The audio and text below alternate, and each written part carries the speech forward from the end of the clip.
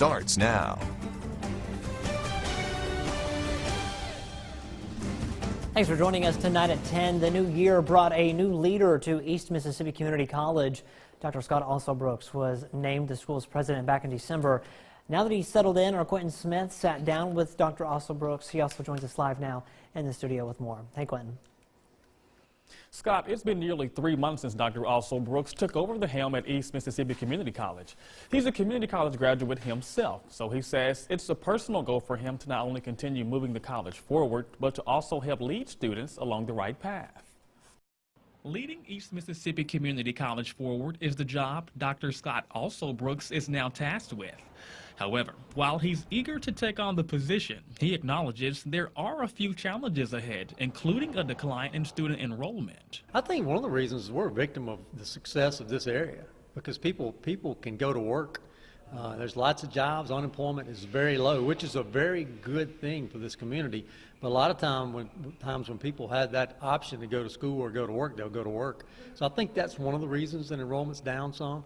Another reason is we are experiencing some population decline around the state, and some areas are just losing population. Along with lower student enrollment, Alsobrooks says, the school is also facing a lack of student funding, and that's causing his administration to make budget cuts and lay off workers. Unfortunately, we have to look at cuts across the board, and 80% of our expense approximately is in people. So when we're looking at cutting budgets, unfortunately, sometimes we have to look into cutting people. However, despite the hurdles that lie ahead, the new president says he's optimistic that the college will overcome each one of them and continue to grow. The positive is, we're going to right-size the institution, and we're going to put a long-term path going forward for students to come here and get their education at a very budget-friendly cost. With the economic success in the Golden Triangle, Alsobrooks says East Mississippi can help students learn trades and develop the skills they need to work in various industries in the area and be successful. A lot of these companies around here have tuition reimbursement. So even though you may or may not want to get a 4-year degree, if you can't do it right now because of financial reasons or personal reasons, get a degree, go to work with a good company that offers tuition reimbursement and let them pay. Now, along with helping students earn their degree and learn new skills, Dr. Alsobrooks is also excited about EMCC's new communiversity. Construction on the building is complete. Now EMCC is adding furniture inside the facility, and they will soon begin moving equipment inside. The Golden Triangle logo that will be placed outside of the building is currently down at the moment. However, Alsobrooks says it's being modified and will be back up when classes start this fall. Well, the forum hopes to help increase understanding and empathy for LGBTQ students at Mississippi State.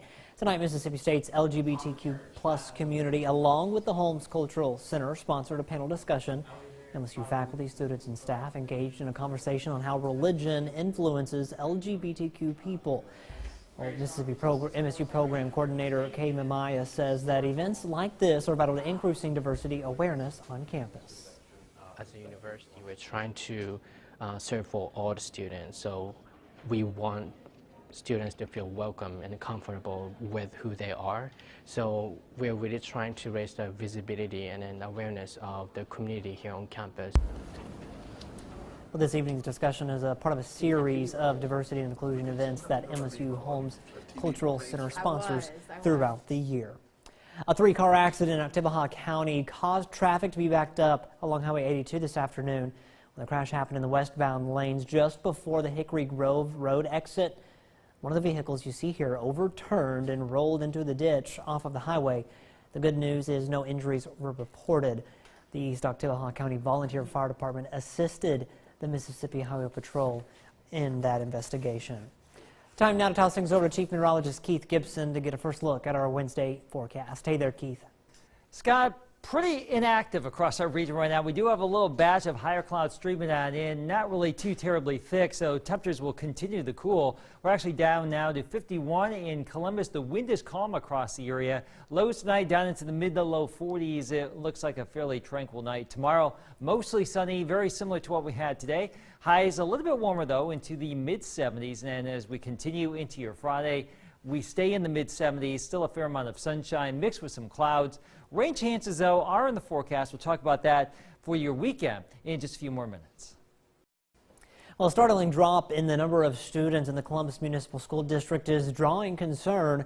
More than 24 students have moved in the month since the EF3 tornado struck. Superintendent Dr. Cherie Labat talked about the fast decline and the collaboration with area leaders to get things back on track. It's no secret that Columbus faces a trying time dealing with the destruction left behind from February's tornado and flooding.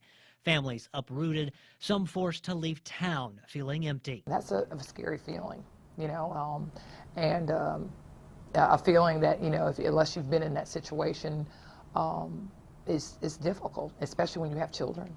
Now, statistics from a student information system show that 33 students moved out of the Columbus Municipal School District.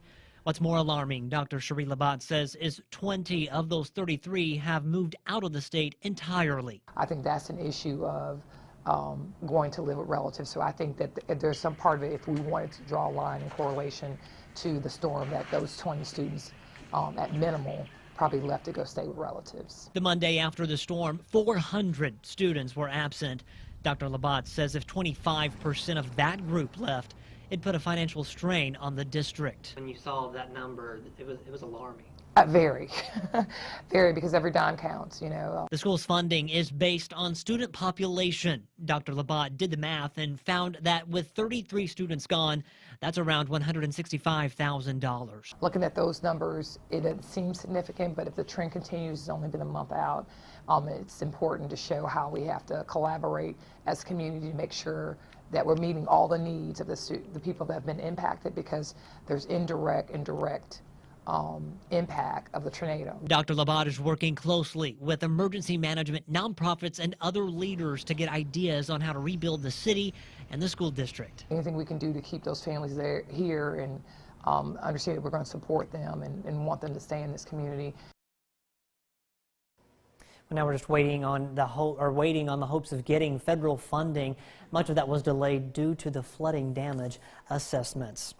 Well, also new tonight, House and Senate lawmakers finally come to an agreement. They agreed to a $1,500 pay raise for Mississippi public school teachers in the budget beginning July the 1st. Now, this battle's been ongoing all day, for weeks actually. Lawmakers at first were considering a $1,000 raise. That's why this group gathered at the state capitol this morning, saying that the $1,000 raise was a joke and they don't think it's funny. So legislative Democrats say they were prepared to send to the conference or a conference report back for more work if it was only $1,000. Again, new this evening, they have agreed to a $1,500 pay raise. Again, that starts in the budget beginning July the 1st. If you're going to take an algebra class, you might as well be the teacher who keeps it, or have the teacher that keeps it interesting, that is. She's our educator of the week, Cheryl Doss Harris. She does that every day. Doss Harris teaches Algebra 1 at West Point High School. She's not afraid to get real with her class. She even drops some slang in her lessons to keep them lively. Showing them how to rock out, do what you do, take chances, make mistakes, and get messy. I'm a resident of West Point. I attended school here, I graduated from school here, and they get to see me just being me. And that's good advice there. Just be you. Well, to nominate a teacher, just visit our website at WCBI.com. Beach weather this weekend looking okay Friday and Saturday. A fair amount of sunshine, a lot of 70s there. Biloxi, Gulf Shores, and Destin. Now, there will be a front that will sweep on through here, so we do have some rain chances. Also down there along the coast, too, by Sunday. Your full forecast is next. WCBI's Educator of the Week is brought to you by Food Giant, where your neighbors are the owners. Your WCBI First Alert AccuWeather forecast with Chief Meteorologist Keith Gibson. A great day, you know that if you've been outdoors, and even this evening not too bad. Some of those high thin cirrus clouds. That's our time lapse, our off insurance camera in downtown Columbus earlier this evening. The setting sun, some of those clouds, but overall no major problems here. You can see that with the satellite. Storms blowing up earlier out there in Oklahoma, but we will not see any of that. Just some high clouds as we go throughout the course of the night. Want to go way up here across the northern plains. Look at all the snowpack still on the ground. Now, a lot of this is going to be trickling down into the Mississippi River system. Not all of that, though, but a lot of it. And we do have flood warnings that go all the way down the Mississippi into Louisiana, down to the Gulf Coast. Now, we will not see any major flooding concerns in our area anytime soon, but we do have some wet weather perhaps on Saturday, really during the second half of the day into the evening, a chance for some showers and storms. So you may want to wait on the car wash Saturday, but tomorrow, Friday, and then as we get into Sunday, have at it, because we'll have another pretty nice stretch of weather. Rain chances maximized there on Saturday, maybe a straggler early Sunday. But overall, if we're going to get rain, it's going to be probably from noon Saturday into Saturday night. Tomorrow, though, mostly sunny. Mid-70s, winds from the south at about 5 to 15 across our area. A little bit warmer than today. You know, today was great. Tomorrow is going to be just as nice, just a little bit warmer. Winds from the south will help warm us up just a tad. 76 in Jackson tomorrow, 75 in Montgomery, 71 in Nashville, and 75 in Shreveport. So pretty uniform around here. We are watching a lot of energy out here across the Pacific Northwest, and there's a frontal boundary starting to get more organized. Now, it's going to take some time to get better organized, and we will see that front come in here as you get into the weekend. Right now we have high pressure and firm control. That's why the wind is light. So no wind out there tonight. We'll cool down into the 40s. Notice how we'll have a little bit more moisture around the area on Friday. More clouds. You see a little bit of green here. Can't rule it out, but we don't really expect a lot of rain on Friday. And even early Saturday, 7 o'clock in the morning, we'll wake up to some cloud cover.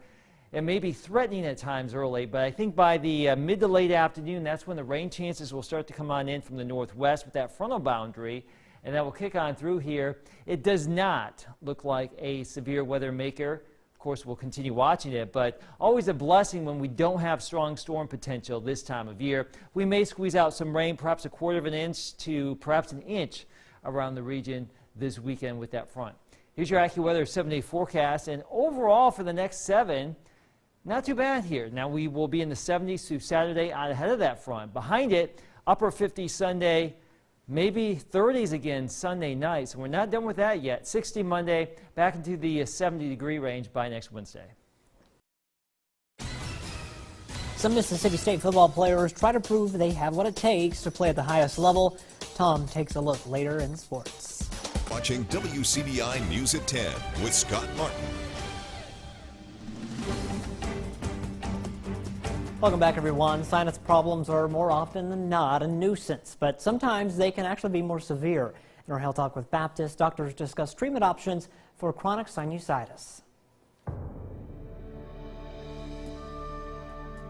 Hi, I'm Dr. Stephen Smith, part of the otolaryngology team at Baptist Memorial Hospital, Golden Triangle. Tonight I'll be discussing balloon sinuplasty for the treatment of chronic and recurrent sinusitis. Sinus surgery is usually considered when conventional treatments have failed to provide any relief from chronic sinusitis symptoms. Traditional sinus surgery involves the removal of bone and soft tissue from the blocked sinuses to help enlarge the sinus passage and restore normal sinus function. This surgery may lead to postoperative pain, bleeding, and long recovery times. Balloon sinuplasty was approved by the FDA in 2005 and is a minimally invasive advanced sinus procedure that provides long-term relief from chronic and recurrent sinusitis symptoms. The procedure is an option for patients who have not responded well to medical treatment and continue to experience sinus infections. It involves dilating any or all of the 3 larger sinus openings. The procedure is performed by inserting a small balloon device through the nasal cavity and into the infected sinus. Once in place, the balloon is gradually inflated and the sinus opening is enlarged. The balloon device is then removed. The infected sinus can now be flushed out with saline and suctioned if needed. This leaves the sinus clean, clear, and open to resume normal sinus function. The whole procedure takes about an hour under general or local anesthesia and may be performed in either a hospital, office, or outpatient ambulatory center. Join us next time for Health Talk with Baptist when we'll discuss recovery after a balloon sinuplasty procedure. Mail your topic suggestions to healthtalk@wcbi.com. Health Talk has been brought to you by Baptist Memorial Hospital, Golden Triangle. Some of the Bulldogs' best take on one of the biggest job interviews of their lives. Hear from some of the projected first-round picks from Pro Day next in sports.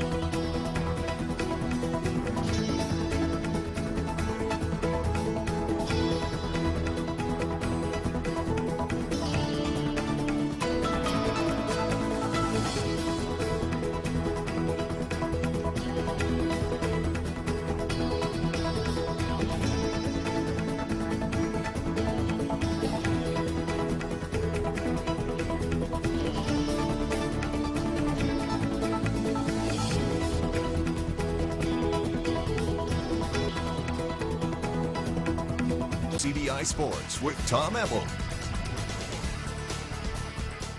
The 2019 NFL Draft in Nashville could be a historic day for Mississippi State football. The Bulldogs with a chance to smash its 1995 record of 6 players drafted to the league, each player with another shot at impressing NFL scouts. 19 Bulldogs participating in the 2019 Pro Day in Starkville on Wednesday. All 32 NFL teams in attendance, getting one last look at what Mississippi State has to offer. Guys like Nick Fitzgerald, Eris Williams, Braxton Hoyette, joining projected first-round picks Jeffrey Simmons, Montez Sweat, and Jonathan Abram, all living their dream of competing in their biggest job interviews to date.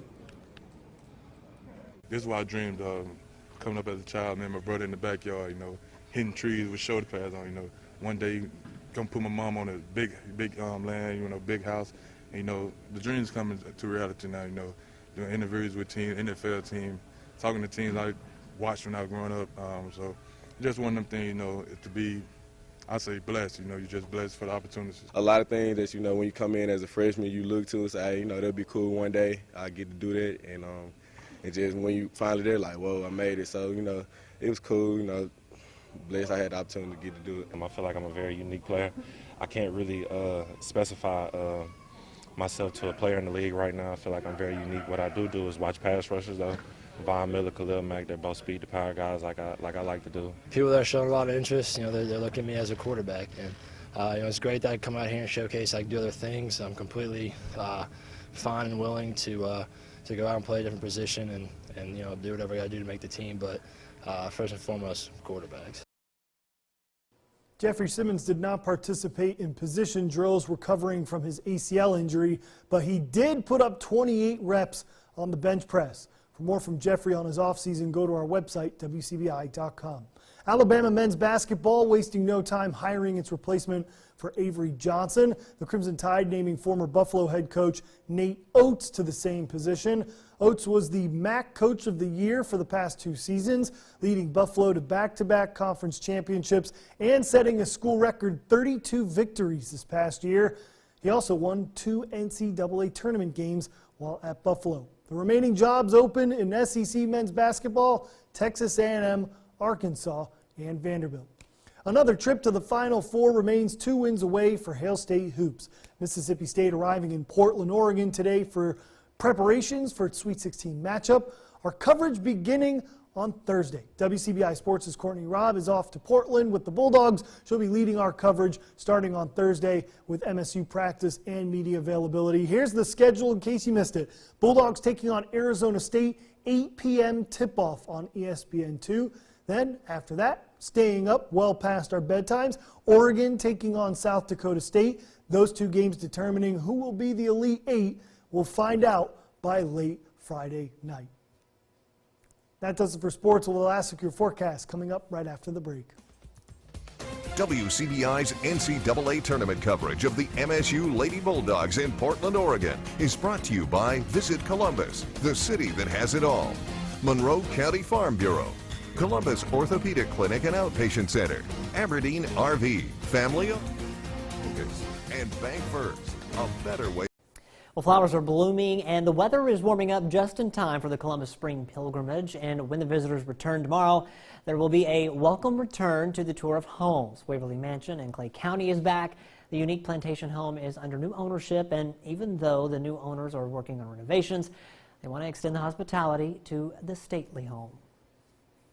I've been spending the last few weeks lemon-oiling all the furniture inside and wiping some of the mildew from the walls. It takes a little bit. Usually a month I start in advance. Depends. Some of the busier days we have well over 200, sometimes up to 300 people. It just depends. Now the tours begin at 9 in the morning, Tuesday through Saturday. There are no tours on Monday, and if you're looking for Waverly, it's on the Orange Tour.